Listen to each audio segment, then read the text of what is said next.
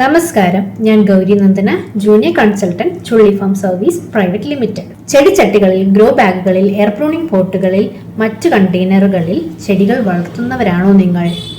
അടുക്കള തോട്ടത്തിൽ, ടെറസിൽ പച്ചക്കറി വളർത്തുന്നവരാണോ നിങ്ങൾ?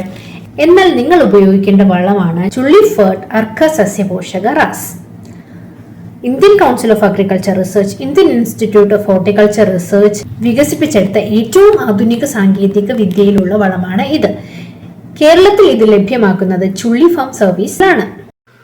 സസ്യങ്ങൾക്ക് ആവശ്യമായ nitrogen, phosphorus, potassium, calcium, magnesium, sulphur, boron, zinc, copper, iron, manganese, molybdenum എന്നീ മൂലകങ്ങൾ അടങ്ങിയ വളമാണിത്.